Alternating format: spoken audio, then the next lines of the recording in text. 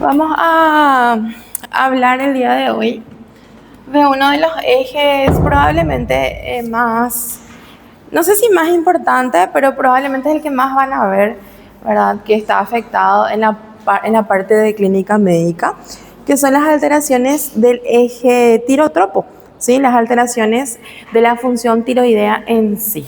Entonces vamos a ver un poquitito cómo se dan estas alteraciones, cuáles son las alteraciones más frecuentes que afectan a la glándula tiroides y sus manifestaciones clínicas, ¿verdad? Por lo menos entonces para tener una noción y ya cuando vayan a clínica médica, por lo menos sepan de dónde están viniendo estas alteraciones, ¿sí? A modo de generalidades, tenemos a nuestra glándula tiroides que tiene la forma de una H, algunos le ponen forma de un escudo. Esta glándula se encuentra en la cara anterior del cuello, más o menos en la parte media. Está formada por delante de lo que sería la laringe, ¿verdad? Está formada por dos lóbulos y ambos lóbulos están unidos en el medio, en la parte media, por el istmo, que es como un conector de estos lóbulos, ¿sí? Ya en relación con esta glándula tiroides, en la parte posterior también están las glándulas paratiroideas, ¿verdad? Entonces, recordar esa relación que suele ser muy importante desde el punto de vista clínico, después de algún tipo de procedimiento, sobre todo quirúrgico realizado a nivel de esta glándula. Ya lo que sería histológicamente, tenemos a la unidad estructural y funcional de nuestra glándula tiroides, que es el folículo tiroideo, ¿verdad? Nosotros sabemos que la glándula tiroides, en cuanto a su composición histológica, como cualquier glándula, tiene un estroma y tiene un parénquima. Ya el parénquima está formado por los lóbulos tiroideos y cada lóbulo tiroideo otra vez tiene sus folículos tiroideos, ¿verdad? Que son así estructuras medio ovaladas, formadas, o sea, teniendo una cubierta de un epitelio folicular, que es el epitelio simple cúbico, ¿sí? Y en el centro esta sustancia llamada coloides, ¿verdad? Que es donde generalmente ocurre la síntesis de las hormonas tiroideas, ¿sí?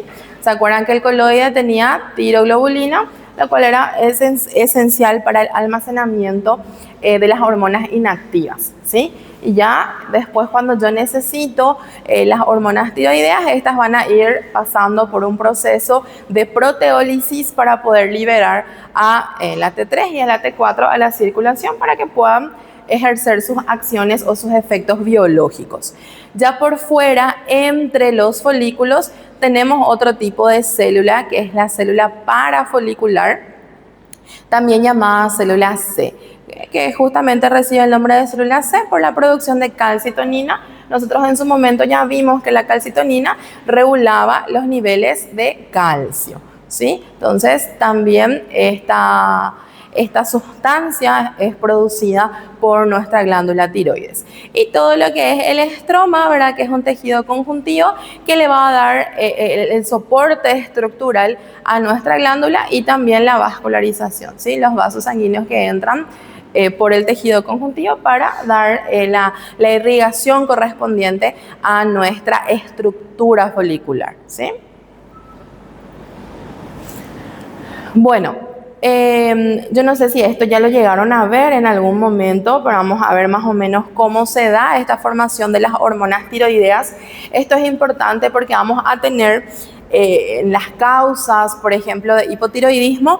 Una de estas fases suelen estar afectadas en algunas situaciones, ya sea por fármacos, ya sea por anticuerpos. Entonces, al afectarse uno de estos pasos es donde viene la falta de la producción o la falta de liberación, dependiendo de dónde esté afectado, de las hormonas tiroideas, ¿sí? Todos sabemos que nosotros necesitamos la ingesta de yodo para que se pueda producir una cantidad suficiente de hormonas tiroideas, ¿sí? La cantidad de yodo semanal que se sugiere por la OMS es de 1 miligramo semana, para que tengamos una producción normal de nuestras hormonas tiroideas. ¿Y qué pasa, verdad? Nosotros ingerimos el yodo en forma de los alimentos, ¿sí? Pero para poder producir o poder sintetizar las hormonas tiroideas, yo necesito meterle a este yoduro a mi célula, ¿verdad? Generalmente, para poder entrar a la célula, el yoduro necesita de un transportador, ¿sí? No es que pueda entrar tranquilamente por la membrana celular, necesita de un móvil para poder entrar. Van a ver en sus libros de fisiología que tenemos dos tipos de transportadores. Yo no les voy a cargar con eso ahora, ¿sí? El más importante es el transportador que se encuentra en la membrana apical de nuestra célula, ¿sí? Entonces, este transportador es el que va a meter mayor cantidad de yoduro hacia el interior de la célula. Una vez que entra, el yoduro va a pasar, ¿verdad?, dentro de la glándula coloides por el proceso de la hormonogénesis. O sea, va a comenzar la producción o la síntesis de las hormonas. Para iniciar este proceso de producción es muy necesario una enzima, que es la enzima peroxidasa, ¿sí? Ya nuestra peroxidasa tiroidea, la TPO, se va a encargar de agarrar este yoduro, ¿sí? Y va a hacer un proceso de oxidación más bien con nuestro yoduro para formar los distintos componentes que al final van a formar parte de la estructura de nuestra hormona. Primeramente, el que se forma, o sea, se produce esta reacción enzimática de oxidación, ¿sí? Y eso facilita la combinación de la tirosina con el yoduro para formar la monoyodotirosina, que es este MIT, ¿sí? Ya posteriormente, dos monoyodotirosinas juntas van a formar a la diyodotirosina. O sea, ya tengo dos de esta estructura formada. Para que yo tenga T3 y T4, necesito combinar a estas sustancias. Por ejemplo, para formar la triyodotironina, suelo tener una diyodotironina más una monoyodotironina, ¿sí? En su estructura, en la base estructural de la composición de mi T3. Ya mi tiroxina está formada por dos moléculas de diyodotironina, ¿sí? O sea, dos moléculas formadas de esta oxidación van a formar parte de la estructura o el esqueleto de nuestro T4. Generalmente, nuestro T3 y nuestro T4 queda en forma de almacenamiento la mayor parte del tiempo en el coloides, ¿sí? Como nuestra tiroglobulina. Ahora, si yo necesito, hay un estímulo que indica que yo necesito liberar este T3 y T4, ahí se produce lo que se llama proteólisis, ¿sí? Ya la proteólisis se encarga de liberar a mi T3 y mi T4 hacia la circulación. Ahora bien, en cuanto a cantidad, en la circulación tenemos más T4 que T3, ¿sí? Y es importante recordar, un 93% por ahí tenemos de T4 y un T3 de 7% más o menos, no recuerdo los valores exactos. Pero es importante recordar que el T4 es el que más tiempo perdura en la sangre, ¿sí? Generalmente van a encontrar en los libros que el tiempo de vida, por decirlo así, de la T4 en sangre es de aproximadamente 6 a 7 días y de T3 es 1 a 2 días más o menos, ¿sí? O sea, tiene una vida en sangre mucho menor nuestra T3, por más de que sea de repente mucho más activa que nuestra T4, ¿sí? Ya para luego ser transportada en la sangre, yo necesito de algunas sustancias transportadoras que generalmente son las proteínas, ¿sí? La T3 y la T4 en sangre para poder circular, para poder llegar a la célula diana, requiere de proteínas transportadoras, ¿sí? Estas proteínas transportadoras son las que están aquí, la globulina de unión, las albúminas y la transtiretina. La mayoría está unida a estas globulinas de unión, ¿sí? Vamos a ver también que hay situaciones patológicas donde estos niveles de proteína disminuyen, entonces el transporte en sangre de T3 y T4 se ve afectada, que también es una de las causas de hipotiroidismo, ¿verdad? Una afectación de las proteínas transportadoras, porque yo necesito sí o sí de estas proteínas para poder mi T3 y T4 circular en la sangre. Bueno, tenemos acá lo que sería el eje tirotropo, ¿sí? Esto no difiere mucho de los otros ejes, es básicamente el mismo sistema. Tenemos a nuestro hipotálamo, el hipotálamo produce hormona liberadora, ¿sí? De la tirotropina, que es la TRH. Viene mi TRH y actúa en mi adenohipófisis, ¿sí? Específicamente en la célula tirotropa. Estimula a las células tirotropas y producen en respuesta tirotropinas, o sea, hormona estimulante de la glándula tiroides. Las tirotropinas viajan por el torrente sanguíneo hasta llegar a la glándula tiroides, ¿sí?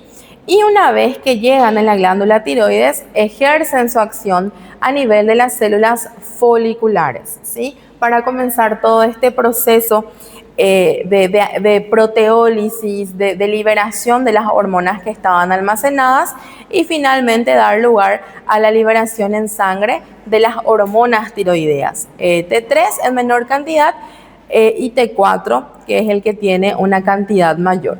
Luego mi T3 y mi T4 se transporta en la sangre con estas proteínas que están aquí, ¿sí? Y van a actuar en la célula diana para estas sustancias, ¿sí? Recordando que nuevamente nuestro nivel hormonal es el que regula también la secreción, eso no cambia, es igual para todos, ¿sí? Entonces ellos mismos regulan su actividad tanto a nivel del hipotálamo como a nivel de la hipófisis. O sea, si tengo concentraciones adecuadas de hormonas tiroideas, esto es interpretado por el hipotálamo, se reduce la producción de hormonas liberadoras, se reduce la estimulación en la hipófisis, se reduce la liberación de hormona de hormona estimulante de tiroides, por lo tanto disminuye la producción tanto de T3 y de T4 si es que lo tengo en cantidades suficientes. Vamos a ver que al igual que lo que vimos ayer en la afectación de la hormona del crecimiento, podemos tener patologías que afectan al hipotálamo, podemos tener patologías que afectan a la hipófisis o directamente tener una patología propiamente en la glándula tiroides que afecta a este eje, ¿sí? Y ahí van a venir los problemas resultantes de la falta de la T3 y la T4 o del exceso de T3 y de T4, ¿sí? Que es lo que vamos a ver específicamente el día de hoy. Entonces esto no cambia, ¿sí?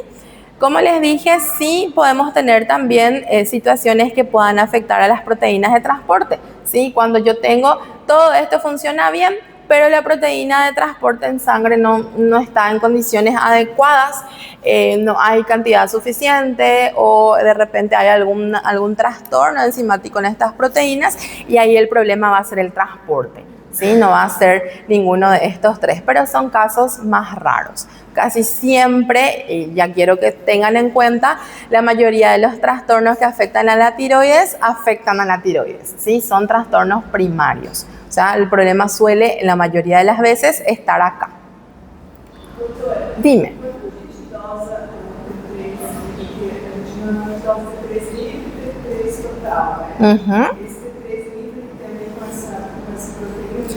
Generalmente, cuando nosotros queremos detectar algún trastorno tiroideo, la forma libre es la que nos orienta más hacia una patología tiroidea. ¿Por qué? Porque puede ser que esa persona tenga, por decirte, una dieta baja en proteínas, entonces puedo tener yo una hipoproteinemia, ¿sí? Y esa hipoproteinemia, al dosar mi T3 total o mi T4 total, viene bajo. Pero no es mi hormona la que está baja, es mi proteína, ¿sí? Por eso siempre se pide total libre. Libre está bien, total está baja, probablemente el problema es de la proteína, ¿sí? Justamente por eso es. La mayor parte de las veces se pide libre luego, solo libre. Bueno, ¿Y cuáles son las acciones que van a tener estas hormonas tiroideas en nuestro cuerpo? Y nosotros sabemos que las glándulas tiroides afectan prácticamente todo el cuerpo, ¿sí? Es muy importante en el metabolismo en sí. Por lo tanto, cuando yo tengo trastornos de estas hormonas, generalmente causan mucha sintomatología, afectan a muchos órganos y sistemas. Lo principal es su acción sobre la tasa metabólica, ¿sí? La tasa metabólica generalmente se encuentra acelerada por acción de las hormonas tiroideas, ¿sí? Suele incrementar mucho la síntesis de proteínas, suele utilizar mucho lo que es la glucosa, grasas, proteínas justamente, que generalmente aumentan. Estimula muchísimo lo que es la movilización de lípidos, ¿sí? La movilización de lípidos aumenta generalmente con la función de las hormonas tiroideas, ¿sí? La tasa en sí, la tasa metabólica en sí aumenta en un 60 a un 100% con la acción de las hormonas tiroideas, ¿sí?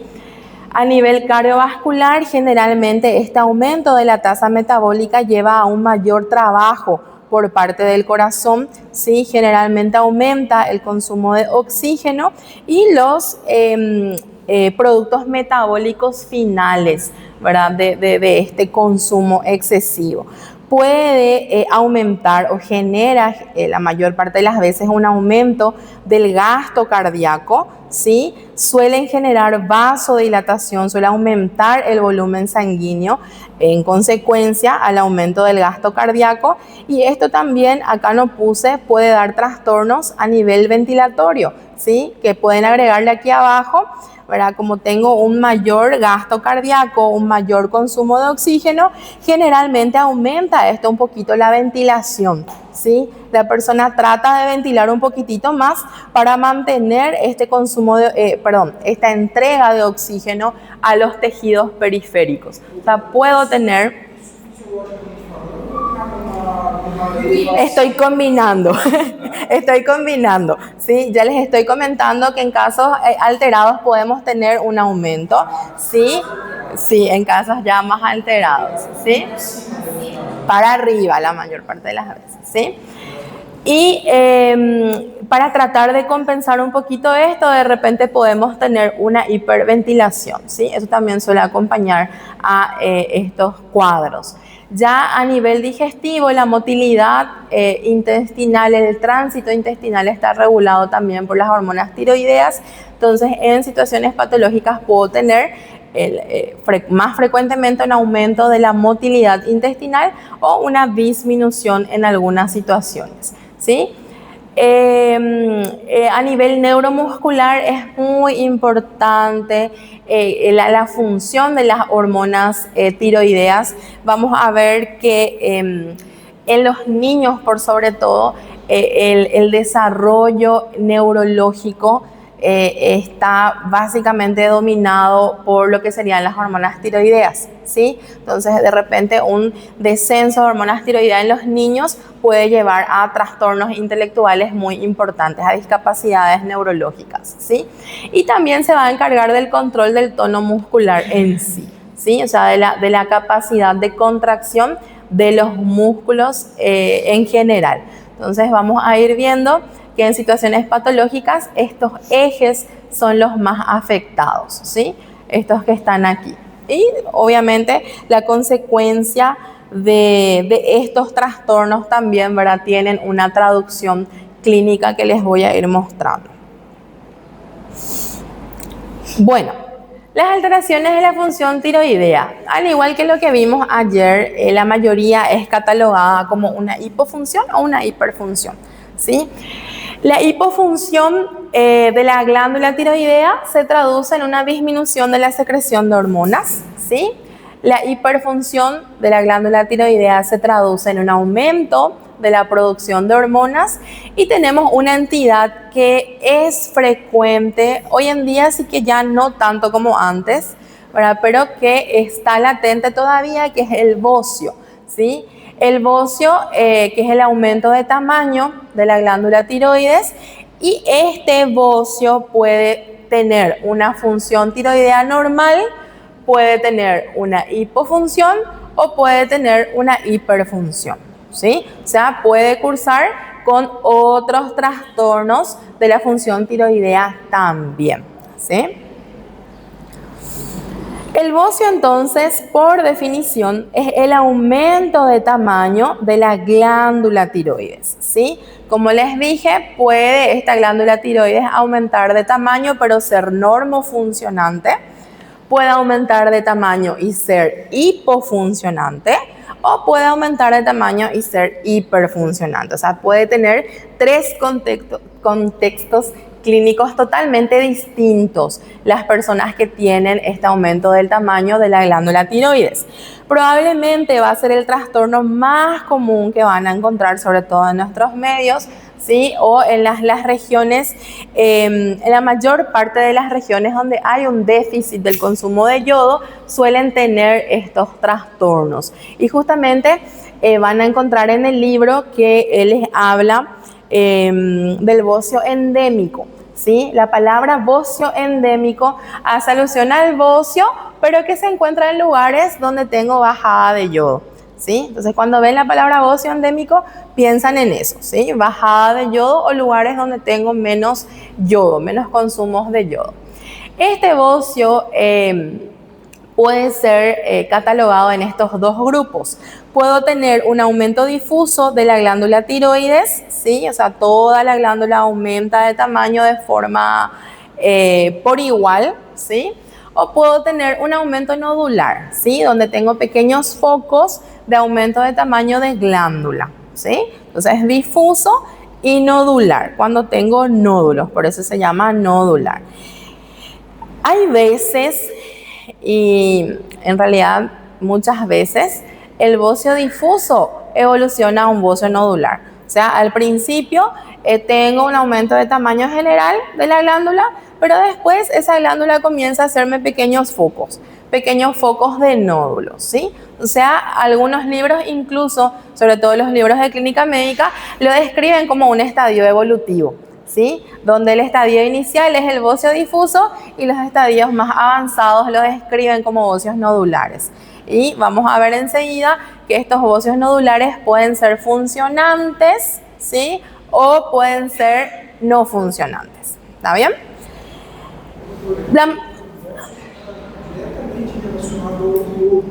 Frecuentemente. No necesariamente. Vos podés tener un aumento de tamaño en tu glándula con función totalmente normal o una hipofunción. Es nomás más frecuente que haya hiperfunción, ¿sí? La mayor parte de las veces estos nódulos son funcionantes y cursan con hipertiroidismo.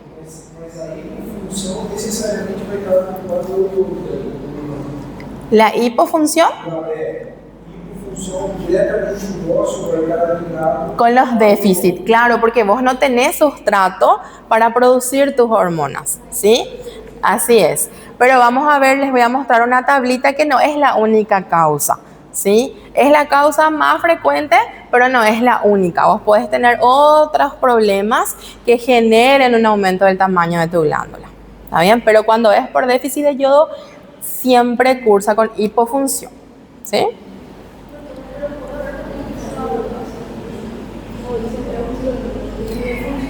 En realidad, la mayoría, cuando empieza, son eutiroideos, ¿sí?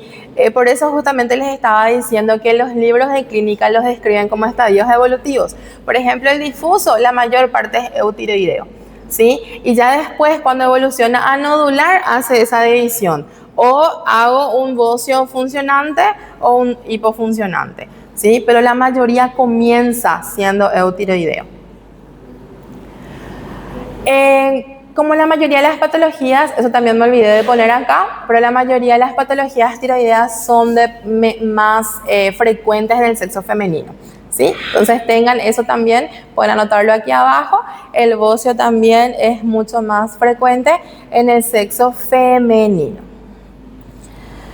Bueno, acá tenemos las patologías, las etiologías, quise decir, de lo que sería nuestro bocio. Tenemos varios factores que pueden generar este aumento de la glándula tiroides, ¿sí? El más reconocido y el que es más descrito, y van a encontrarlo en todos los libros, es la disponibilidad, las alteraciones en la disponibilidad de yodo. Generalmente la disminución, ¿sí? Ya sea por un déficit en la disponibilidad o un déficit en la ingesta como tal, ¿sí? Esta es la más estudiada y la que está más asociada a la génesis de los bocios. Pero también en nuestro medio, al menos, tenemos que considerar la ingesta de algunas sustancias que son vociógenas, ¿sí? O sea, que estimulan de repente un aumento de tamaño de nuestra glándula tiroides, ¿sí? Por ejemplo, van a escuchar mucho al litio, ¿sí? El litio, que es una sustancia, no sé dónde estará, por aquí, que es una sustancia que, acá está, ¿verdad? Que genera también o es vociógena, ¿sí? Vamos a ver que el litio está descrita como una de las causas farmacológicas más frecuentes probablemente del desarrollo de bocio, y generalmente con hiperfunciones, ¿sí? También podemos tener entonces, aparte de los vociógenos, podemos tener defectos congénitos, ¿sí? Defectos que afectan ese proceso de síntesis que vimos recién de las hormonas tiroideas, ya sea en el proceso de captación del yodo, ya sea en el proceso de la introducción del yodo a la célula, o la acción de la peroxidasa, ¿sí? O de repente en la síntesis y secreción de la tiroglobulina, o directamente cuando tengo ya un problema en el transporte de mis hormonas tiroideas. Entre otros factores menos frecuentes también están los que serían los oncogenes, mutaciones de genes a nivel de nuestra glándula tiroides, ¿sí?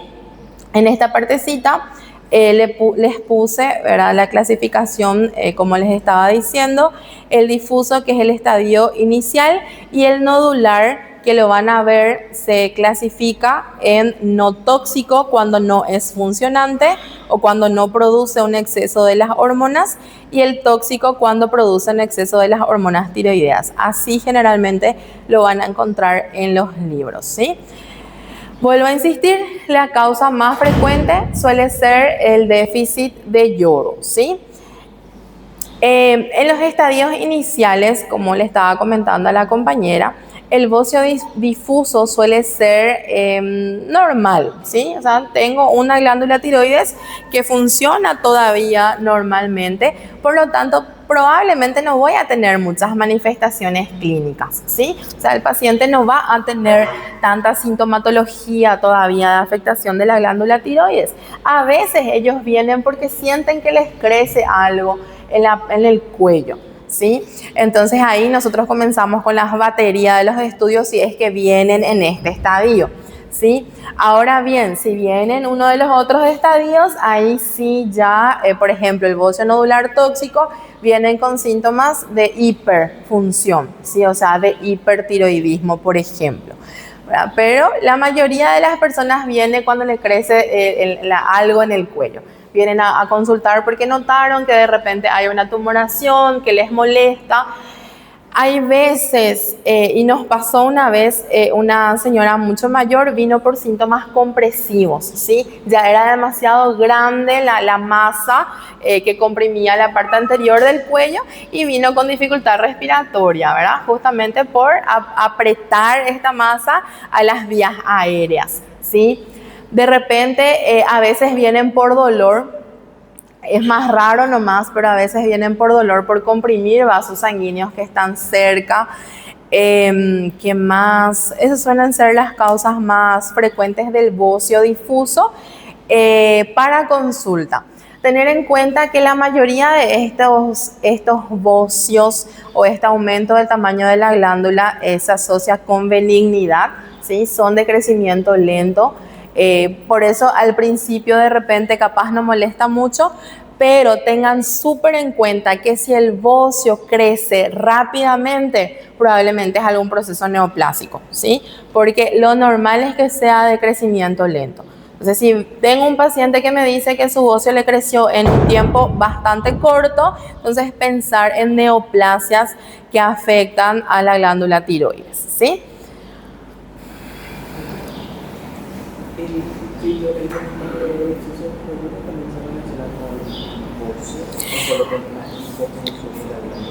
El exceso se puede relacionar también, de hecho está también entre los bociógenos. No es el más frecuente, pero está también. El consumo, en nuestro medio sí, el consumo en exceso del yoduro. También está escrito, creo que en la tablita luego estaba también exceso, ¿sí? Exceso también es una de las causas, capaz como dice Mati, en nuestro medio es mucho más frecuente el exceso que la falta, ¿verdad? Bueno, una situación clínica con la que vamos a lidiar, sobre todo si quieren ser clínicos, ¿verdad? Es el hipotiroidismo. El hipotiroidismo, por definición, ¿verdad? Sería una glándula tiroides que tiene una hipofunción, ¿sí? O sea, esta hipofunción se traduce en una menor producción de las hormonas tiroideas, con las consecuencias que esta menor producción de hormonas tiroideas trae para nuestro organismo. Cuando hablan de cualquier trastorno, ya en este caso tiroides, ¿verdad? Pero en cualquiera de los trastornos endocrinológicos, siempre los trastornos se dividen en primarios, secundarios y terciarios, así como vimos ayer, ¿sí? En este caso, por ejemplo, ya que estamos en tiroides, si yo hablo o les digo hipotiroidismo primario, ¿dónde va a estar el problema? En la tiroides, ¿sí? O sea, hipotiroidismo primario, mi tiroides es el problema. Hipotiroidismo secundario, hipófisis. Y el terciario, entonces, hipotálamo, ¿sí? Entonces, vamos a ver qué puedo tener entonces. Hipotiroidismo primario, secundario y terciario. Sí. No caso, por exemplo, o paciente ele evoluiu com hipertiroidismo, aumento da tireoide, aí ele faz o tratamento com iodoterapia, aí a tireoide ela vai retrair, né? Porque ele vai diminuir. Aí geralmente o paciente ele vai com hipotiroidismo. E aí como que entraria? Seria primário também, esse hipo, porque uma vez que ele desenvolveu só o hipo, né? Por conta da disfunção hipotálamo, hipófise, tireoide, ele desenvolveu hipo. Fue tratado. Iodoterapia, aí diminuiu, aí como diminui muito, aí ele vai com hipotireoidismo. Generalmente es primario, sí, generalmente. Y vos sabés que pasa mucho los pacientes que de un hiper pasan a un hipo. La verdad que es bastante frecuente. Bueno, la mayoría de los hipotiroidismos que vamos a ver son primarios, ¿sí? La mayoría, no todos. Bueno, en nuestro hipotiroidismo entonces se caracteriza por una deficiencia de la secreción de las hormonas tiroideas, así como dijimos, puede ser congénito, ¿sí? El congénito es la que se desarrolla en estadios prenatales, en los más pequeñitos. Tiene una incidencia baja, era 1 cada 4.000 recién nacidos aproximadamente, la incidencia es muy bajita. Y la adquirida, que es la que nosotros vamos a ver como clínicos, ¿verdad? En la atención adulta, que es la más frecuente para nosotros, ¿sí? Dentro de las adquiridas, otra vez, como dijimos, pueden ser primarias, secundarias o terciarias, dependiendo de dónde se encuentra el problema. Primaria, cuando el problema está en la glándula tiroides; secundaria, cuando el problema está en la hipófisis; y terciaria, cuando el problema está en el hipotálamo, un poquito más arriba, ¿sí? Como casi todos los trastornos de la glándula tiroides, es más frecuente en el sexo femenino. En esta tablita tenemos las principales causas de hipotiroidismo, ¿sí? Acá nos dice... Hay algunos libros, sobre todo los libros de Clinical Farrera, si mal no recuerdo. habla de que la forma de presentación en el adulto, la forma de presentación más frecuente en el adulto es el hipotiroidismo por tiroiditis autoinmunitaria, ¿sí? En nosotros, en los estudios realizados, un 90%, de eso quiero que anoten, 90% de los hipotiroidismos, un porcentaje bastante alto, es secundario a una tiroiditis de Hashimoto, ¿sí? La tiroiditis de Hashimoto, justo nuestro libro también lo menciona, que es la forma de presentación, la causa más frecuente de nuestro hipotiroidismo en adultos, ¿sí? Nos estamos hablando de adultos. Otra causa que también se suele ver es el hipotiroidismo que se presenta después de un procedimiento quirúrgico, de una tiroidectomía, ¿sí? A veces no son bien suplementados, no son bien tratados estos pacientes, o los pacientes no hacen su tratamiento de forma adecuada y generan una situación de hipotiroidismo, ¿sí? También puede ser no solamente por la extirpación de la glándula, sino, como dijo la compañera, por la terapéutica, ¿sí? La radiación con yodo. La radiación con yodo también entra en una de las causas de hipotiroidismo primario, ¿verdad? Donde hay una especie de ablación de la glándula por acción del yodo, ¿sí? Entonces ahí tengo una hipofunción también. Cualquier radiación que se dé en región cervical, el paciente tiene, qué sé yo, algún proceso neoplásico en otra parte que nada tiene que ver con la tiroides, pero la radiación se da en el cuello. Entonces la radiación también afecta a nuestra glándula, ¿sí? Ya lo que serían los defectos en el desarrollo como tal de la glándula tiroides, eso se ve más en los niñitos, ¿sí? En los pequeñitos se suele manifestar en los primeros 6 meses de vida, el defecto en el desarrollo. Si mal no recuerdo, en los niños la agenesia de la glándula tiroides es la causa más frecuente de hipotiroidismo, ¿sí? O sea, tienen una glándula pequeña o una ausencia de la glándula tiroides, y eso va a la larga generar una deficiencia hormonal con su traducción clínica. Nosotros dijimos al principio que las hormonas tiroideas son importantes para lo que sería el desarrollo neurológico, el desarrollo muscular. Entonces, si es que no son tratados a tiempo, los niñitos pueden tener una discapacidad intelectual muy importante, que en pediatría se lo conoce como cretinismo, ¿sí? Que es una condición asociada a este déficit. Y entonces eso para los niños pequeños, ¿sí? Y también podemos tener, por ejemplo, los adenomas que vimos ayer. Los adenomas hipofisiarios pueden causar, por ejemplo, un hipotiroidismo por afectación de la hipófisis, ¿sí? Un hipotiroidismo secundario, que es otra causa también, no tan frecuente en este caso, pero que también puede ser una de las causas de nuestro hipotiroidismo, sobre todo los macroadenomas. ¿Cómo se presenta el paciente con hipotiroidismo? ¿Verdad? Nosotros dijimos que la glándula tiroides era muy importante para el desarrollo del metabolismo. Por lo tanto, si yo tengo disminuida mi cantidad hormonal, o sea, mi hormona tiroidea está disminuida, yo voy a tener un proceso metabólico mucho más lento.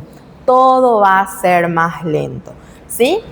Y algunos pacientes, sobre todo los pacientes no tratados, pacientes que esperaron muchísimo para consultar, que no siguen su tratamiento, pueden cursar con mixedema. El mixedema es un edema, ¿sí? ¿Se acuerdan cuando vimos edema? Dijimos que el edema deja fobia, dejaba así, ¿verdad? El mixedema es un edema que no deja fobia, es un edema duro, muy característico de los pacientes tiroideos, ¿sí? Vos le tocas, se ve el paciente hinchado, ¿verdad? No deja, es duro, es un edema duro, y que la mayoría de las veces en estos pacientes se ve en la cara, ¿sí? En la cara, no solo en la cara, pero es mucho más frecuente en la cara, el mixedema de los hipotiroideos. Pues les voy a mostrar eso enseguidita. Es una presentación grave del hipotiroidismo. Bueno, y en esta tablita se resume, ¿verdad? Más o menos algunas de las manifestaciones clínicas que puede tener nuestro hipotiroidismo. Tengan en cuenta que puede afectar todas las estructuras corporales, ya que la glándula tiroides afecta a todos los sistemas corporales. Generalmente es un paciente que viene a consultar por aumento de peso, es un paciente que de repente, y, ojo, hago la salvedad, el aumento de peso por problemas tiroideos no superan los 5 kilos, ¿sí? No es eso que subió 20, 30 kilos y no su problema es la tiroides. No, 3 a 5 kilos es el máximo descrito en los estudios para el aumento de peso. Es un paciente que está fatigado, cansado, hipoactivo. Un paciente que, qué sé yo, era normal, estaba totalmente activo en el día a día y de repente está más somnoliento. ¿Sí? Y ellos se dan cuenta, está mucho más cansado, tiene más sueño y no está haciendo ninguna actividad que justifique esa fatiga. Intolerancia al frío, pueden tener voz ronca, piel seca. Hay veces que en el consultorio vienen por caída de cabello, ¿sí? Las mujeres que somos un poquito más vanidosas, ¿verdad? Se dan cuenta que comienza a quebrarse mucho el cabello, se le cae mucho el cabello, entonces vienen por eso, ¿sí? Los edemas que pueden acompañar al hipotiroidismo, que tengan en cuenta, son edemas un poquito más duros, no son los edemas clásicos a los que nosotros estamos acostumbrados, ¿sí? La función cardiovascular suele estar un poquito más disminuida, es muy frecuente que ellos tengan bradicardia, ¿sí? Justamente por lo que vimos, ¿verdad? De la función de la tiroides en el gasto cardíaco, suele estar disminuido, la frecuencia cardíaca suele estar disminuida también, puedo tener dislipidemias, algunas veces van a venir con vocios, ¿sí? Puedo tener alteraciones en el ciclo menstrual. A nivel gastrointestinal, como la motilidad está disminuida, puede generar estreñimientos, por ejemplo, ¿sí? Anemia acompaña a casi todas las afectaciones tiroideas, ¿sí? Pero en el caso del hipotiroidismo suelen ser anemias leves. Debilidad, como les dije, a veces pueden dar síntomas compresivos de los paquetes nerviosos, uno de ellos es el síndrome del túnel carpiano, deterioro de la memoria y de la función cognitiva, ¿sí? Todo esto por la función de la tiroides que se encuentra disminuida, por lo tanto la actividad neurológica regulada por la glándula también va a estar disminuida, ¿sí? Acá tenemos la frecuencia de aparición de los síntomas, ¿sí? El porcentaje de aparición de los síntomas no es que aparecen todos juntos, ¿sí? Por más que les estoy contando todos juntos, no suelen aparecer así todos de una vez, suele ser la instalación gradual. La sequedad de la piel suele tener un porcentaje más elevado, del 62 al 97%. Puede acompañarse de palidez, 58-67%, enlentecimiento del lenguaje, pacientes que hablan así mucho más lento, hablan bajito, eso también me faltó comentar, hablan muy bajito, la ronquera puede acompañar a estos cuadros también. Disminución de la memoria, disminución de los reflejos osteotendinosos, ¿sí? Los reflejos en el hipotiroidismo son lentos, o sea, lo que yo tengo que esperar es que sea un movimiento veloz, rápido, de ellos está mucho más enlentecido. Estreñimiento, adelgazamiento, caída de cabello, ¿sí? Cabello fino, seco y quebradizo, es lo que suele describir nuestros libros. Somnolencia, tendencia al cansancio, sí, eso es muy, muy característico. Le ven al paciente hipotiroideo y se le ve así, medio sin ganas, está ahí. A veces nosotros solemos hacernos las bromas entre nosotros los residentes. Cuando alguien está muy somnoliento, le vamos a usar su hormona tiroidea, ¿verdad? Entonces, es muy característico el paciente que se cansa por todo. Bradicardia también acompaña a estos cuadros y trastornos menstruales. Generalmente la menorragia es lo que suele causar a nivel menstrual. Acá tenemos una fotito, esta fotito lo saqué de nuestro libro de Port, ¿verdad? Con las manifestaciones principales que acompañan a nuestro hipotiroidismo. Fíjense la cara de esta persona, ¿sí? La facie hipotiroidea es una facie más redondita. Generalmente el mixedema afecta a estas zonas, ¿sí? Entre la región por debajo del ojo, los pómulos, ¿sí? Se ven hinchados, pero ustedes tocan y se va a sentir un edema duro. Inicialmente, entonces, nuestro hipometabolismo, que es lo que caracteriza a nuestra patología en cuestión, lo primero que aparece suele ser fatiga y debilidad. Un paciente que se cansa más, se cansa por todo, está un poquito más dormidito, empieza a tener una tendencia a la ganancia de peso, recuerden, hasta 5 kilos, 3 a 5 kilos, suele ser la media de peso ganado por estos pacientes. Conforme avanza la enfermedad, la piel ya pasa a estar un poquito más seca y áspera. ¿Por qué les parece que la piel va a estar un poquito más seca y áspera? Generalmente por una hipofunción de las glándulas, tanto sudoríparas como sebáceas, ¿sí? Entonces tiende a generar una resequedad de la piel, ¿sí? Una piel muy seca, a veces quebradiza también. El cabello suele ser seco, quebradizo, como dijimos a nivel cardiovascular, la bradicardia, a nivel neurológico, letargia, confusión, afectación de la memoria, sobre todo un deterioro, ¿sí? A veces este mixedema genera una lengua un poco más ensanchada, acá marca la macroglosia, una lengua un poquito más ensanchada por edema, ¿sí? Y la voz también por este edema, sobre todo el edema de los tejidos blandos a nivel de la laringe, pueden causar esa voz un poquito más ronca y de un tono más bajo. Hablan bajito los pacientes hipotiroideos, ¿sí? A veces pueden referir calambres y demás, pero eso ya suelen ser secundarios a trastornos electrolíticos, ¿sí? Entonces,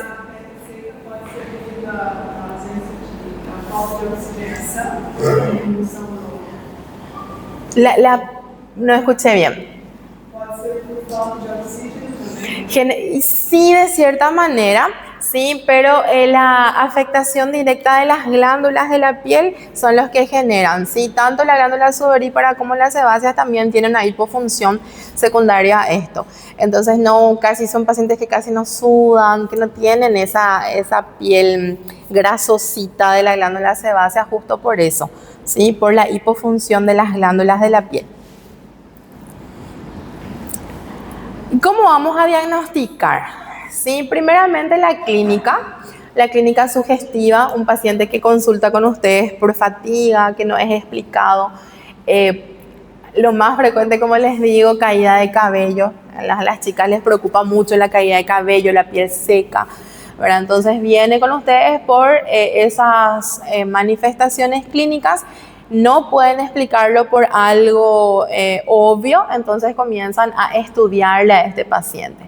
La evaluación bioquímica consiste en dosar TSH y dosar generalmente T4 libre, ¿sí? Dijimos que la forma de hipotiroidismo más frecuente es el hipotiroidismo primario. Entonces, ¿cómo va a estar este laboratorio en un hipotiroidismo primario? TSH alto, ¿verdad? Y T4 bajo. ¿Por qué? Porque mi hipófisis funciona bien, ¿sí? Ella produce TSH normalmente, pero mi tiroides no está respondiendo. O sea, voy a tener no solo T4, sino T3 bajo también, ¿sí? Entonces, eso sería para un hipotiroidismo primario. Si el problema fuese secundario,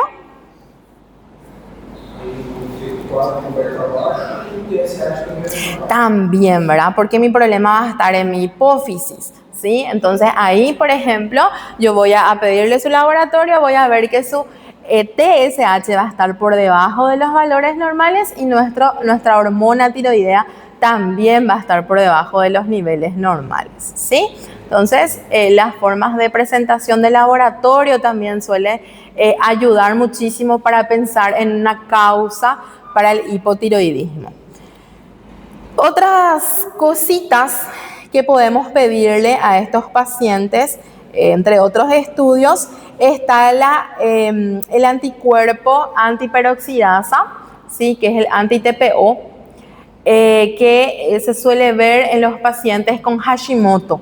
¿Sí? Dijimos que una de las formas o una de las causas de nuestro hipotiroidismo era la tiroiditis de Hashimoto. Esto es autoinmune, ¿sí? Está caracterizado por la presencia de anticuerpos y generalmente el anticuerpo es un anti-TPO, actúa sobre la peroxidasa. ¿Sí? ¿Se acuerdan que la peroxidasa era uno de los pasos importantes para la producción de hormona tiroidea? Entonces, al afectar mi peroxidasa, este anticuerpo va a llevar a una bajada de las hormonas tiroideas. Entonces, si quieren saber la etiología, podemos pedirle anti-TPO, ¿verdad? Sobre todo si sospechamos en Hashimoto. ¿En quiénes sospechamos en Hashimoto? Mujeres siempre, ¿sí? Y la edad promedio de aparición suele ser entre 50 a 60 años de edad. La ecografía también es importante, ¿sí? Dime. ¿Perdón? Y vos sabés que el tratamiento es del hipotiroidismo. ¿Sí? No hay un tratamiento así que vaya dirigido de repente a tu TPO. ¿Sí? Es tratar tu hipotiroidismo. Más nada. O sea, una solución como tal no le das. Le tratás solamente la deficiencia de tus hormonas. ¿Sí? Por exemplo, estimular a atividade física para tentar acelerar o metabolismo. Eu posso reverter isso. Pero viste que tu problema es con tu peroxidasa, o sea, es acá.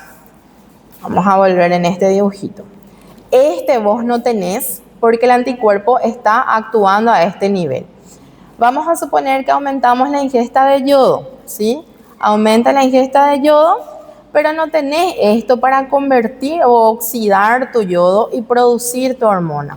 ¿Sí? O sea, por más de que vos trates de repente de suplir esa falta, no vas a conseguir porque tenés un déficit acá. Y este es el que no se restaura. ¿Sí? Entonces, el tratamiento que se le suele dar a esos pacientes es directamente hormonas tiroideas. Se suple nomás ya la falta, ¿verdad? Para tratar de minimizar un poquitito las manifestaciones clínicas. Pero a este nivel al menos no encontré nada que se pueda hacer así para tratar de mejorar esto.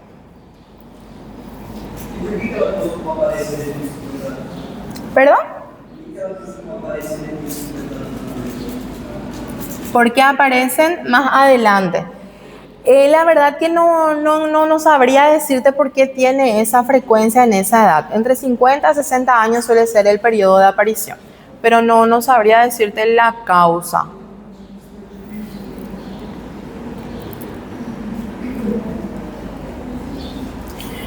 Bueno, y por último, ecografía, ¿verdad? Más bien para caracterizar la glándula. De repente si hay algún nódulo, si hay un aumento de tamaño, cualquier cosita, entonces se puede ver en la estructuralidad de la glándula en la ecografía, ¿sí?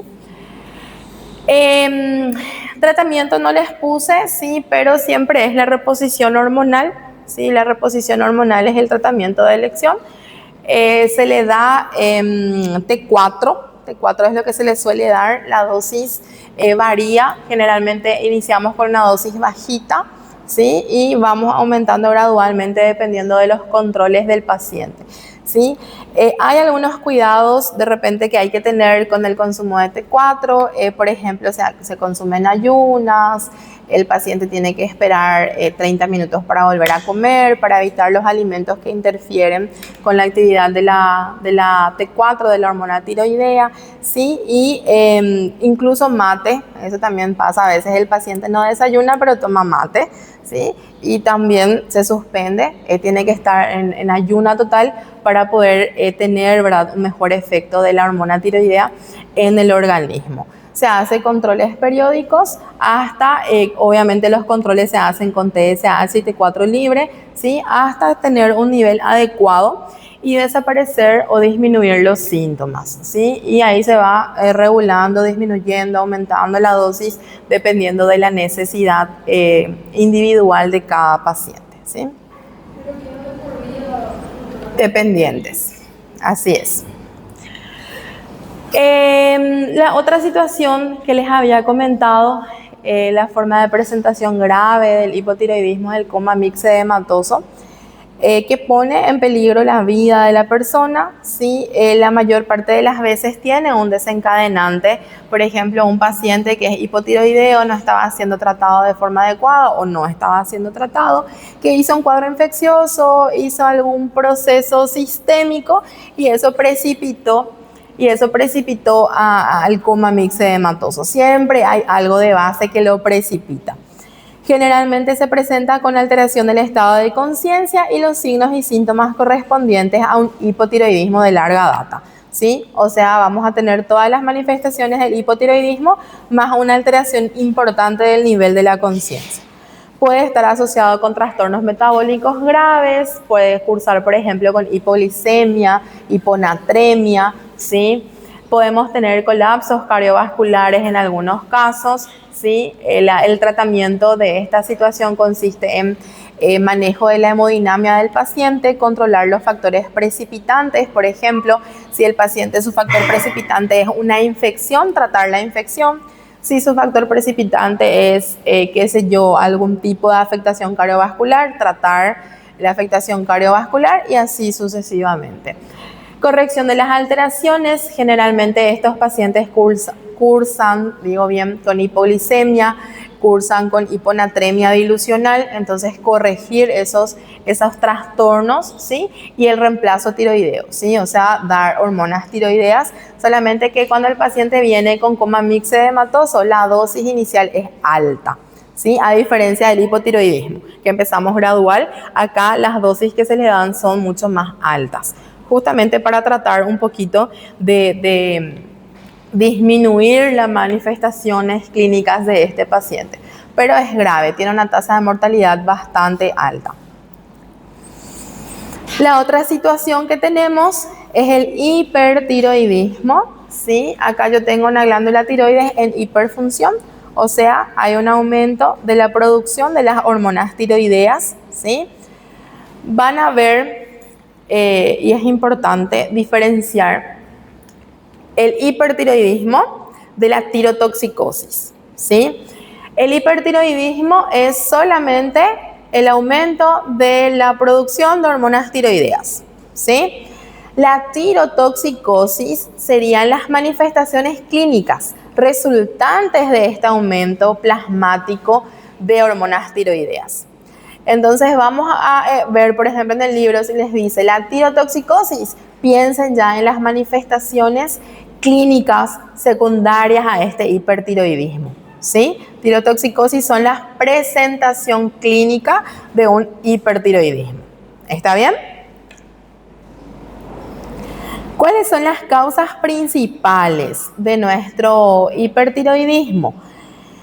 50 a 80% de los casos de hipotiroidismo se debe a la enfermedad de Graves base-Down, ¿sí?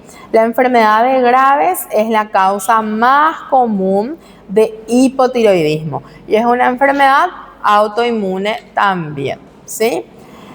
En frecuencia le siguen los adenomas tóxicos, que es la segunda causa más frecuente en nuestro medio. Y en tercer lugar, que no lo veo por acá, van a ser las tiroiditis, ¿sí? Las tiroiditis también son una causa de hipertiroidismo, pero la mayoría, en un 80%, cae en esta enfermedad, que es la enfermedad de Graves base-Down, que es la forma más característica, ¿verdad? Cuando uno piensa en hipertiroidismo, yo no sé ustedes, pero a mí siempre me viene esta imagen en la mente, ¿verdad? Una persona con los ojos saltones, una persona agitada, acelerada, ¿verdad? Y es la imagen clásica de un paciente con hipertiroidismo. La enfermedad de Graves base-Down, sí, es una enfermedad autoinmune crónica que afecta principalmente a la glándula tiroides, dando lugar a un aumento de la producción de la hormona tiroidea y las manifestaciones clínicas que se asocian a este aumento de la producción de las hormonas tiroideas. Esto que están viendo acá es una triada clásica. Esta triada lo van a encontrar en la enfermedad de Graves Basedow. 100% de los pacientes con enfermedad de Graves van a tener bocio, ¿sí? Bocio difuso hiperfuncionante, ¿sí? Un pequeño porcentaje del 25 al 50% van a tener oftalmopatías, ¿sí? Y un porcentaje un poquito más bajo van a tener dermopatías. Si mal no recuerdo, era un 2% de los casos. Entonces, cuando pensamos en enfermedades graves, tiene que venir en nuestra mente bocio hiperfuncionante, oftalmopatía y dermopatía, ¿sí? Dijimos, ¿verdad?, que tenemos aquí un problema autoinmunitario. Este problema autoinmunitario deriva de la producción de unos anticuerpos que lo van a encontrar con la sigla TRAP, ¿sí? TRAP, T-R-A-B larga. Este anticuerpo TRAP lo que hace es unirse al receptor de las hormonas tiroideas, simulan la actividad de unas hormonas tiroideas, ¿sí? Y al unirse al receptor de las hormonas tiroideas, deriva en una mayor actividad de estas hormonas, ¿sí? Genera un aumento de la producción de esas hormonas por simular la actividad de una TSH, ¿sí? Entonces ese TRAP simula ser un TSH, para entender un poquito más fácil. Y al simular ser un TSH, estimula más a la tiroides y se producen más hormonas tiroideas. Eso suele ser el mecanismo de génesis de la enfermedad de Graves. La manifestación extratiroidea más frecuente de la enfermedad de Graves es la oftalmopatía, ¿sí? La oftalmopatía generalmente hay una retracción del párpado que genera unos ojos más saltones, ¿sí? Incluso en algunos casos avanzados se presentan en forma de exoftalmía, los ojos bien prominentes y los párpados retraídos para atrás.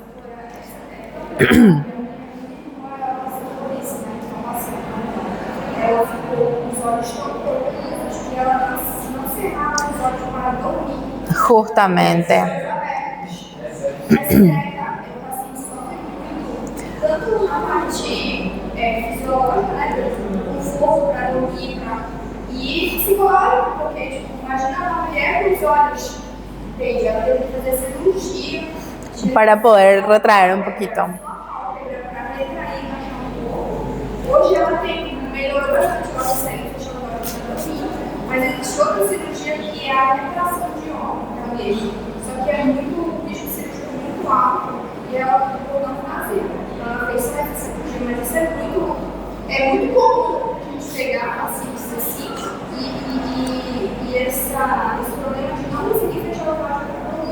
Y ese es un problema serio, porque está bien, es un problema así, te da un estigma, pero ¿qué pasa? Al no poder cerrar vos tu ojo, genera una sequedad, ¿sí? Una sequedad que a la larga, esa sequedad no tratada puede ulcerar la córnea, ¿sí? O sea, es un problema serio, no es tanto estético también, pero es un problema bastante grave, ¿verdad? Las oftalmopatías en los pacientes con Graves. Y como les dije, es la manifestación extratiroidea más frecuente. O sea, van a haber muchos pacientes con oftalmopatías.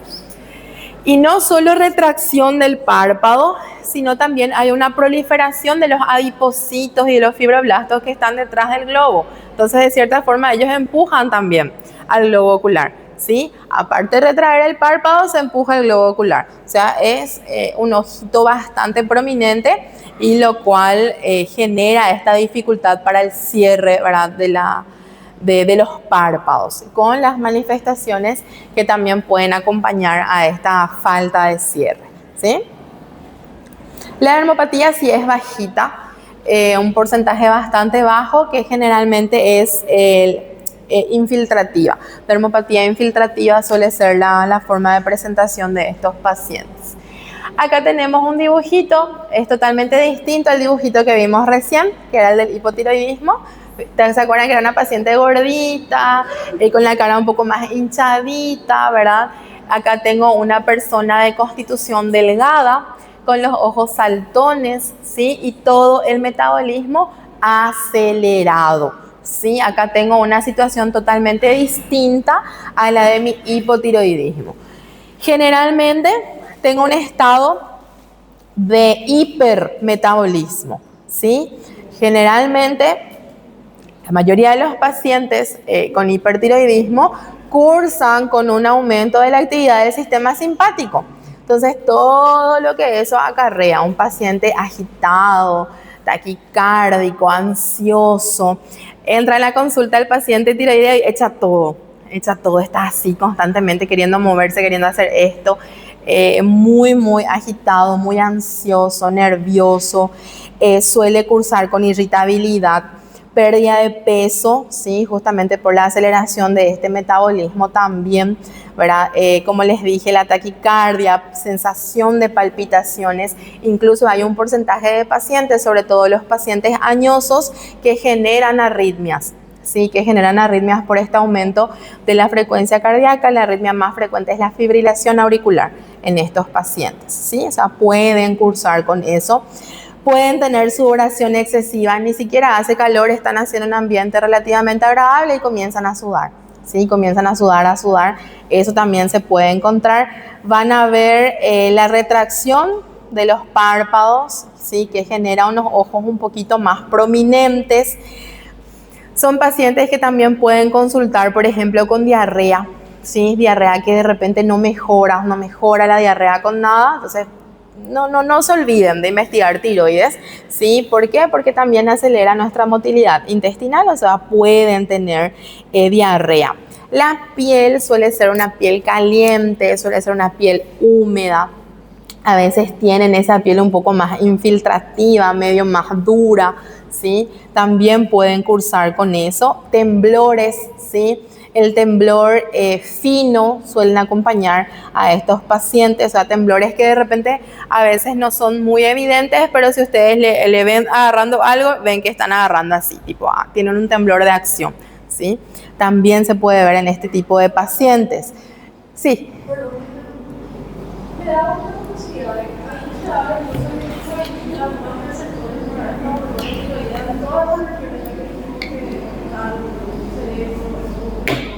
Uh-huh. Uh-huh.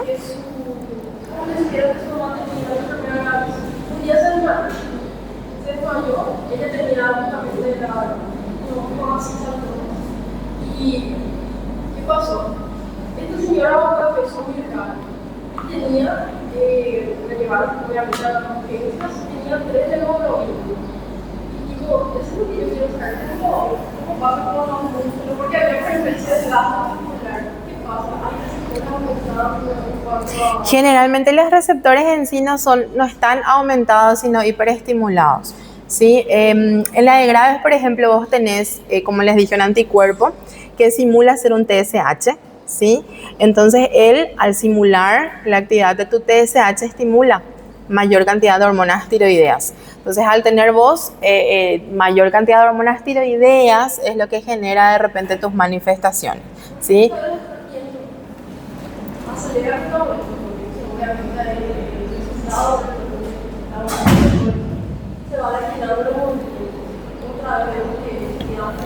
Sí, pierde muchísimo con la masa magra, sí se pierde muchísimo. Síntesis proteica se disminuye. Sí, la verdad que es demasiado llamativo, porque a diferencia del hipotiroidismo, donde el aumento de peso es hasta 5 kilos, en el hipertiroidismo no hablan de un límite de pérdida de peso. Al menos no encontré así uno que nos diga pierden peso hasta tanto, ¿sí? O sea, yo calculo que la pérdida de peso en los casos no tratados se da, de forma continua. Y obviamente eso se acompaña con todos los procesos catabólicos, ¿verdad? Ya en la parte proteica, en la parte de los ácidos grasos, ¿verdad? Todo eso se ve afectado y genera un estado general de déficit, ¿sí? Tanto de nutrientes como de un estado hipercatabólico, ¿sí? O sea, generalmente son bastante graves esos estados, no sé si nutricionales es la palabra, ¿verdad? Pero es un poco muy grave, muy llamativos son los trastornos que generan estos pacientes. ¿Podría surgir el caso de que cubra ese estado de hiperestimulación, ¿verdad? Cubre lo que viene siendo una enfermedad como un padecimiento como la anemia, por ejemplo? Tipo si esté camuflando o... Sí, por ejemplo, que el paciente ya, como fue el caso que comentó conmigo, dijo que se le desó la hemoglobina y tenía una hemoglobina de 3 y claro, que, por ejemplo, no se den cuenta o que el paciente no presente esos síntomas, ¿verdad? De mareos, todas las cosas, porque esté camuflando lo que viene siendo el y hipertiroidismo. sí, generalmente en estadios avanzados recién aparecen los síntomas, por ejemplo, de los déficits. Sí, justamente por eso, porque en estado hipermetabólico que trata de suplir en estadios iniciales. Y se agotan todo, exactamente. Y ahí generan la mayor parte de las veces esos síntomas. Sí, sí, es que el paciente, a veces los pacientes consultan temprano por diarrea, por pérdida de peso. Les llama mucho la atención a los pacientes. A algunos les hace felices, pero a algunos les llama mucho la atención la pérdida de peso. Y vienen a consultar, pero ¿qué pasa? No se piensa en tiroides, ¿sí? Se busca otras cosas, se le pide un laboratorio, está bien, entonces no se preocupan, no, tranquila, está bien, así nomás luego se va otra vez a su casa. Y ahí continúa este proceso hasta que llega el síncope, llegan los mareos, llegan los otros síntomas ya de una afectación mucho más avanzada y ahí se descubre ya un estadio hipercatabólico. O sea, ya hay una afectación general ya de la síntesis proteica, de la producción, por ejemplo, de los sustratos, ¿verdad?, que se van a utilizar para los procesos metabólicos y ya llegamos tarde. O sea, ahí empezamos a tratar y tratamos de revertir eso. La mayor parte de las veces llegamos tarde. Generalmente se ven en personas mayores, sí, personas mayores. No tan mayores, creo que era 40, 50 el rango de edad, si mal no recuerdo. Com relação à prevenção, uma pessoa maior, teoricamente, ela teria que ter, não sei como funciona aqui no Paraguai, são poucas as pessoas que fazem acompanhamento. Muy pocas. Una persona se tiene que realmente sentir mal para que se vaya al hospital. Tristemente, nosotros no tenemos esa medicina preventiva, ¿verdad? A veces tratamos de hacer, pero el paciente se siente bien y no viene. Sí, o sea, se hace su laboratorio, nunca te mostró porque él se siente bien. Triste esa parte, pero siempre llegamos tarde por eso. Então, saiu da parte hospitalar, como na academia de Noé, foi da parte de prevenção. E lá na clínica, tem os protocolos que eles não podem ser. Claro. En las mujeres, perfil tiroideo. Porque también nosotros estamos hablando de las manifestaciones, pero hay los casos subclínicos. Hay el paciente que no manifiesta, pasa, y generalmente se diagnostica por un trastorno laboratorial. Pasa también, o sea, forma parte de una batería de control, sobre todo en el sexo femenino, ¿verdad? Pero como te digo, acá muy poca gente hace ese periodo de control. Muy raro luego es cuando el paciente se va a querer saber cómo está nomás. Tristemente, ¿verdad?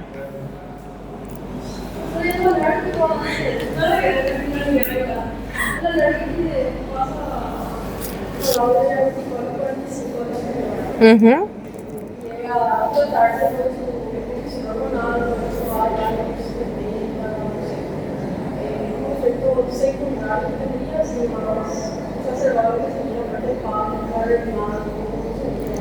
Ya con tratamiento. Generalmente el tratamiento en los hipertiroidismos que vamos a ver justamente ahora están enfocados en disminuir la síntesis hormonal, ¿sí? O sea, se trata de llegar a un eutiroidismo con la medicación, ¿sí? Si es que hacen bien su tratamiento, viven bien, pasan súper bien. Si el problema de los medicamentos que inhiben la síntesis es el paso hepático, ¿sí? Pueden tener, creo que el propiltiogracilo es el que tiene más daño hepático, o sea, sí podemos tener de repente afectaciones a la larga en los tratamientos crónicos, ¿sí? Pero para eso vos le vas a hacer un seguimiento, le vas a pedir su hemograma, su perfil hepático en cada control, que suelen ser, si mal no recuerdo, 6 semanas, 4 o 6 semanas de control, entonces ahí le vas a ir pidiendo para ir detectando estos cambios, ¿sí? No, al menos de los que tenemos en tratamiento, no he visto a alguien que haya tenido así muy aumento del perfil hepático con el metimazol, ¿sí? Pero sí con propiltiogracil. Ellos sí generan daños hepáticos muy graves, ¿sí? Entonces por eso acá por lo menos se prefiere el metimazol.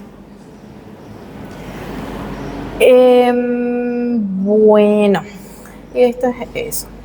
Acá tenemos un cuadrito comparativo, ¿sí? De todo lo que vimos, todo lo que estábamos hablando, ¿verdad? Este cuadrito lo tienen en su libro, les muestra las diferencias principales entre un hipotiroidismo y un hipertiroidismo, ¿sí? Son cuadros distintos.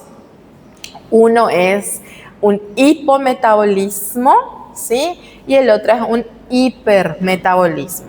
O sea, son cuadros clínicamente opuestos, ¿sí? Esto es para que lo puedan de repente mirar después y hacer su comparación, ¿sí? Para que se les quede, se les fije las diferencias entre estos dos estados patológicos.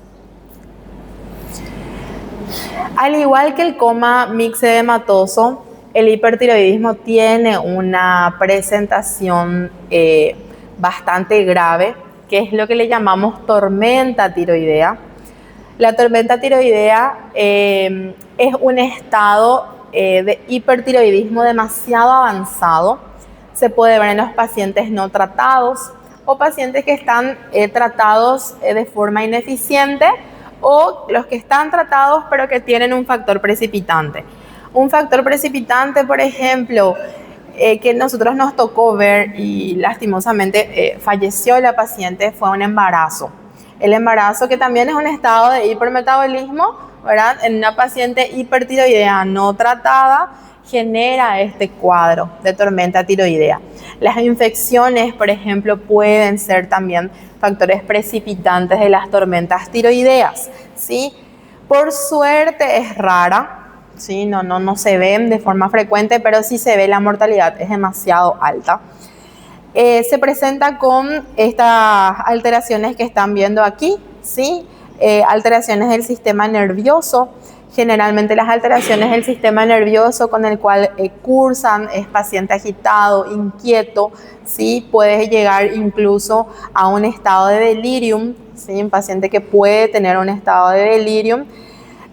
Vamos a tener a nivel cardiovascular taquicardia, algunos casos con fibrilación auricular, una FARVA, fibrilación auricular con respuesta ventricular elevada, una arritmia cardíaca que es grave, ¿sí? A veces pueden dar angina de pecho, a veces pueden presentarse como una insuficiencia cardíaca también, ¿sí? Generalmente cursan con aumento de la temperatura, fiebre alta. Son pacientes que, como les dije, son graves. Lo primero que se trata de hacer es de estabilizar la hemodinamia, ¿sí? Medimos la presión, vemos la frecuencia, le hacemos un electro, monitoreamos y tratamos de solucionar primero la hemodinamia del paciente. Lo siguiente que tratamos de hacer, disminuir los niveles de la hormona tiroidea. Para eso usamos beta bloqueantes, ¿sí? No para disminuir los niveles de la hormona, sino para disminuir los efectos de la hormona. Eso es lo que quise decir. Usamos beta bloqueantes. Se puede usar propranolol, se puede usar atenolol, lo que se disponga en el hospital, para tratar de disminuir un poquitito estas manifestaciones. Y para lo que está descrito, que nosotros no hacemos, pero está descrito, para disminuir los niveles de hormonas tiroideas es la plasmaféresis, ¿sí? Nosotros no disponemos, pero es una terapia sugerida para disminuir de forma rápida los niveles de la hormona tiroidea y disminuir un poco también las manifestaciones de estos pacientes. Se les pasa líquido, si no hace insuficiencia cardíaca congestiva, se les pasa líquido, se controla el azúcar, se controla los electrolitos y se va ajustando dependiendo de las alteraciones que encontramos, ¿sí? Lo más frecuente que suelen tener hiponatremia, cursan con hiponatremia importante. Y la hiponatremia genera o perpetúa un estado neurológico alterado. O sea, tienen que tratar de corregir sodio, corregir glucosa, tratar de bajar los síntomas adrenérgicos, ¿sí? Y tratar también de disminuir los niveles hormonales. En toda mi residencia yo he visto una sola vez y la paciente falleció, lastimosamente, una señora joven, ¿verdad? No se pudo hacer mucho ya por ella. Sí nació su bebito, pero ella falleció. Diagnóstico clínico, ¿sí? Las manifestaciones clínicas sugerentes de un estado hipermetabólico nos deben de hacer pensar en un hipertiroidismo. Siempre se complementa con estudios de laboratorio, ¿sí? ¿Cómo va a estar mi laboratorio en un hipertiroidismo? Va a tener hormonas tiroideas altas y casi siempre mi TSH más bajita, ¿sí? En consecuencia de este aumento de las hormonas tiroideas, ¿sí? ¿Puedo pedir anticuerpos? Puedo, ¿sí? Si es que disponen, pedir TRAP, anti-TRAP, ¿sí? Que es el marcador de nuestra enfermedad de Graves. Y la ecografía siempre se pide en tiroides ya después para estudiar la morfología de la glándula, ver si hay algo anómalo, alterado, algún nódulo, qué es lo que hay en mi glándula que está generando las manifestaciones, ¿sí? A senhora disse que, no caso do exercício, uma gestante acabou vendo a hora, né? E o bebê nasceu. Esse bebê ficou bem, e como que é o acompanhamento? Ele pode ter alguma sequela devido à mãe ter tido essa gravidade na gestação? No sé cómo continúa ese bebé, ¿verdad? Realmente, ¿verdad? Pero generalmente el bebé nace también con aumento de hormonas tiroideas porque la mamá no fue tratada, ¿sí? Y recuerden que esto pasa en la placenta, entonces sí tienen un estado también de hipertiroidismo, ¿sí? Ahora, ¿cómo se trata en pediatría? Te voy a beber. Pero sí, pero podés tener. Patologias que se desenvolvem na mãe e acabam para el bebé. Passa para o bebê. Claro, pero sí. Aí tiene que haber acompanhado desde do parto, desde recém-nascido. Con controles frecuentes. Começa a fazer esse controle dos hormônios. Sí, sí, y generalmente, como te digo, cursan con aumento de las hormonas, ¿sí? Por atravesar la placenta, ellos atraviesan libremente, entonces sí va a tener un estado de hiperproducción. Se a mãe é tratada, o risco já é menor, mas tem risco dele também ter. El riesgo está, sí. Mas se ela está tratada, só Disminuye tu riesgo. Ahora bien, no sé, tengo que ver si los medicamentos antitiroideos tienen efecto nocivo a nivel del bebé, ¿verdad? Eso es lo que hay que ver, ¿verdad?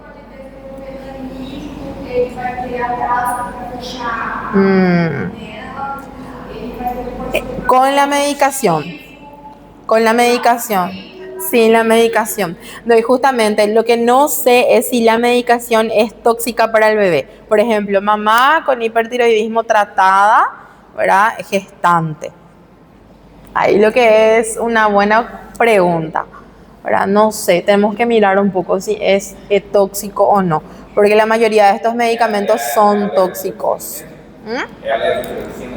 No, para hipertiroidismo usamos propiltiuracilo y metimazol, que son antitiroideos. Levotiroxina para tu hipotiroidismo, ¿sí? Para mí que tiene un efecto teratogénico por ahí, creo, sospecho.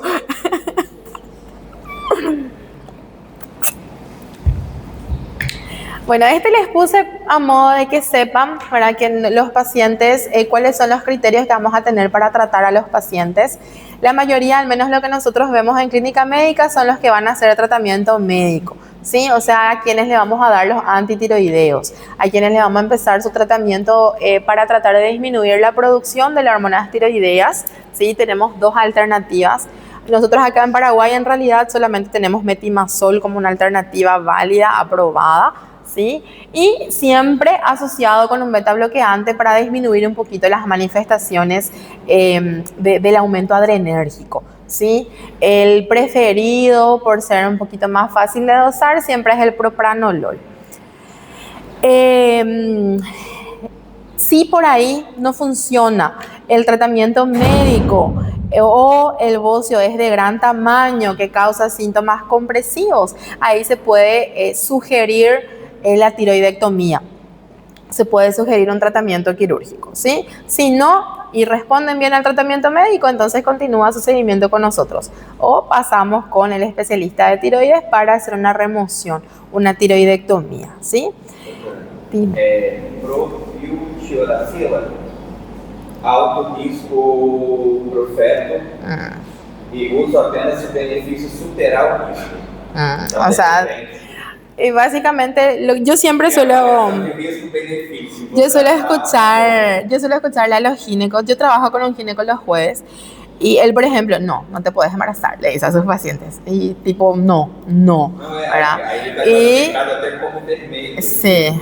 Y si es que pasa, bueno, ¿verdad? Se trata de controlar, pero es difícil. El embarazo, pues, de por sí es un estado, no quiero ser cruel, pero el estado es un estado patológico, ¿sí? De hiperactividad corporal.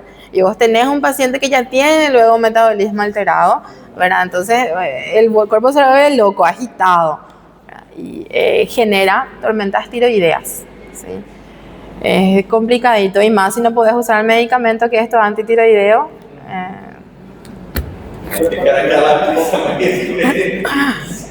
Voy a ver cómo se trata para mí que no también.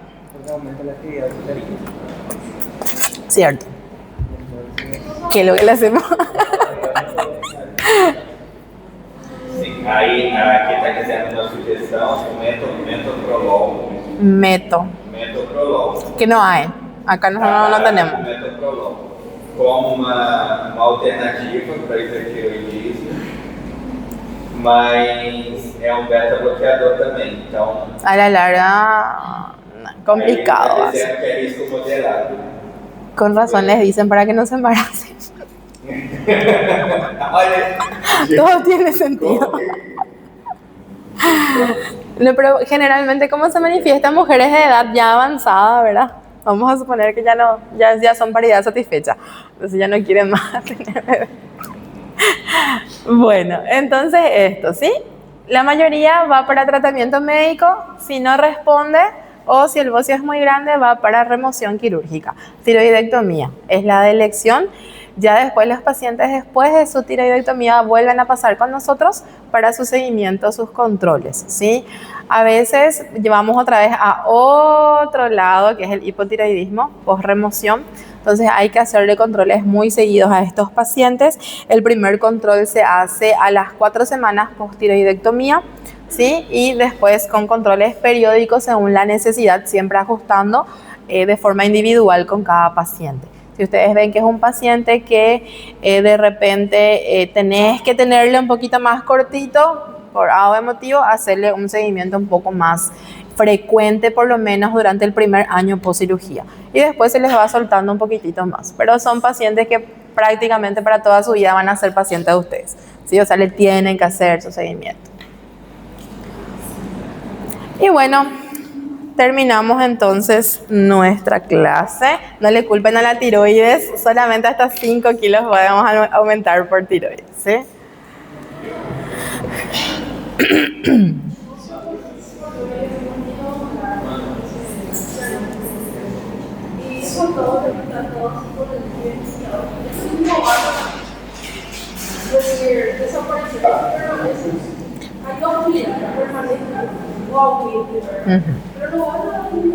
Generalmente se puede optar por radiación por yodo, para tratar de disminuir.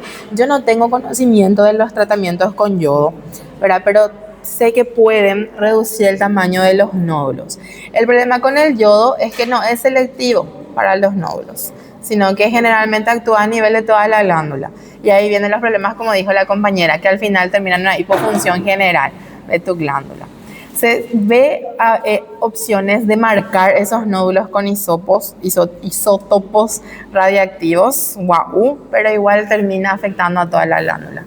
¿Sí? O sea, puede haber una reducción por radiación, pero la reducción suele ser global, no solo de tu nódulo. La verdad que no sé si tiene así una indicación específica.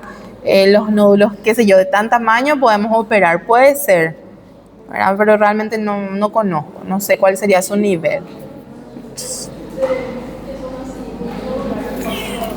Sí hay, yo al menos uno yo he visto, pero yo no estoy tanto en consultorio. Ahí entonces no veo casi tanto a estos pacientes, yo hago internados. Pero cuando voy a cubrir siempre cae alguien con afectación tiroidea, siempre. Increíble eso, es muy frecuente, muy frecuente. Bueno, ¿hicieron la lista, chicos? ¿Dudas o preguntas? ¿No? ¿Todo bien? Vou falar como eu estava, a gente tem na hora da prova, professora, se a senhora puder.